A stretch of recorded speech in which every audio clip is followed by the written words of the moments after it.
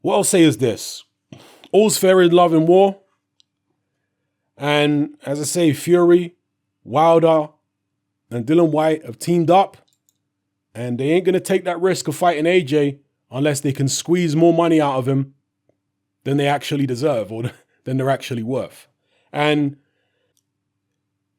you know what? It's one of them things that AJ's just going to have to deal with now at this point. He's either going to have to find a rival who can help him steer the public narrative back in his favor, or he's going to have to give these guys 50-50 and call their bluff. That's what he's going to have to do. Even though they haven't earned anywhere close to the money AJ's earned in his career,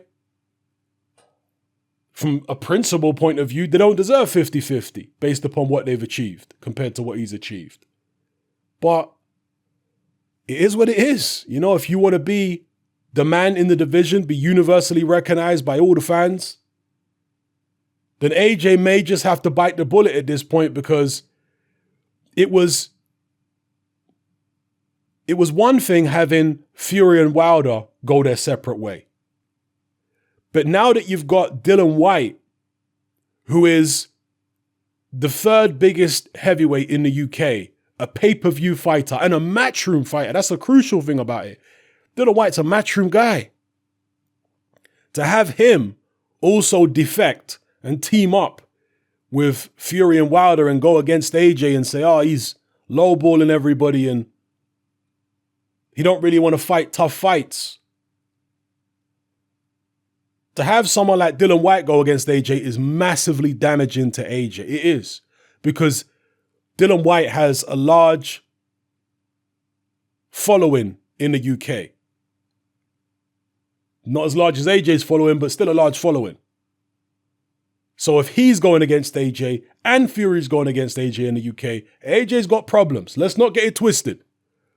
When it was just Fury, he could manage that. But with Dillian White too, yeah, AJ's got problems. He's got PR problems. He needs to do something to address that. He's going to need to find a dance partner from somewhere. Now, fighting Jerrell Miller, that is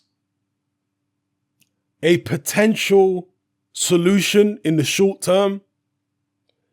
But fighting Miller, you would need to have a few things come out of the Miller fight. You would need Miller to emerge as a credible heavyweight, as somebody who has shown skills, has shown ability, someone who looks formidable, someone who looks like they could get in there with Dillian White, Tyson Fury, or Deontay Wilder and give any of them hell. That's what Jerrell Miller will need to emerge as if he's to be a suitable dance partner for Anthony Joshua and steer the public narrative back in his favor. Now, Jerrell Miller, he's got a mouth, but he's going to need to work that mouth, pause, overtime in the build-up to an Anthony Joshua fight.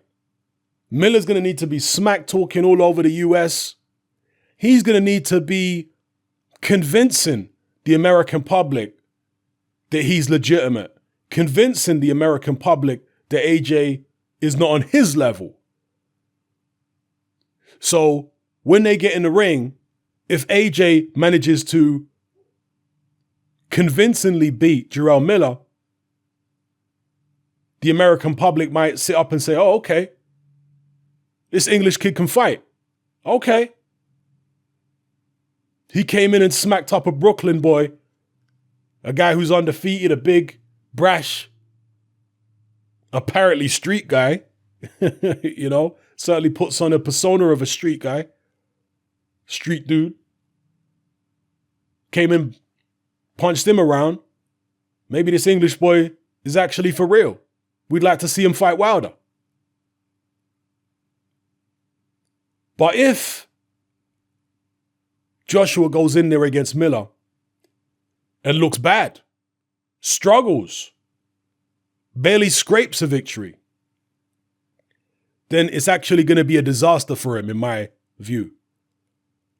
Because Miller at this point is not viewed as one of the top heavyweights. If he was, and AJ goes in there and struggles against a top heavyweight, a former champion, then you could say, oh, that's all right. No problem. Let's run it back and then have a rematch, just the same way that Wilder and Fury are having a rematch. Let's have Miller and Joshua having a rematch. Run it back.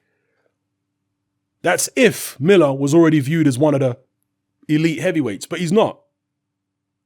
So AJ needs to go in there and I don't want to say destroy the guy, but beat the guy convincingly.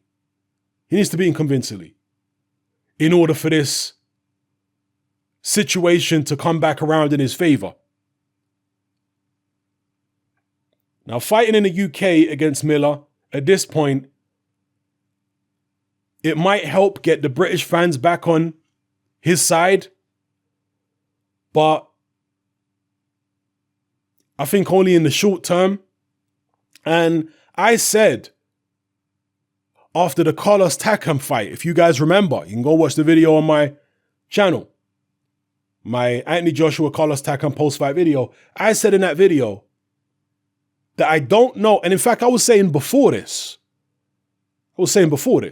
but one of the earliest times I was saying it was the Carlos Takam post-fight video. I was saying, I don't know how long this Anthony Joshua stadium business can carry on for. It all seems a little gimmicky to me, Anthony Joshua fighting in football stadiums. Because once somebody has been a few times to watch a fight at a football stadium, unless you're paying crazy amounts of money for a ticket to be able to sit relatively close to the ring, then you're going to realize you're better off watching the fight on TV. When you're sat way, way, way, way up in the back, having to use a pair of binoculars to watch the fight, and you've done that a couple times, the third time you're going to be like, you know what? Let me watch it on Sky Box Office. I don't need to bring an umbrella. I won't get wet. I get a much better view of the action. There's only so many people who are actually going to want to pay to go watch a boxing match. So I don't know how long this 80,000 business can go on for. I think they are milking the stadium fights. I think they have been milking it. And it don't matter how well Anthony Joshua fights. It don't matter who he fights. Eventually, people are going to get tired of that stadium business. Yes, they are. So I think the best move is to go and fight in the United States at this point. The Jerrell Miller fight, it could be the one to help Anthony Joshua steer the public narrative back in his favor, or it could be a complete disaster.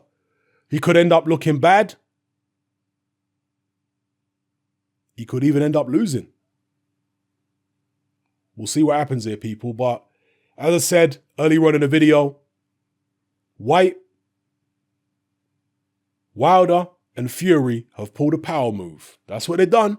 Right or wrong, like it or lump it, they've pulled a power move.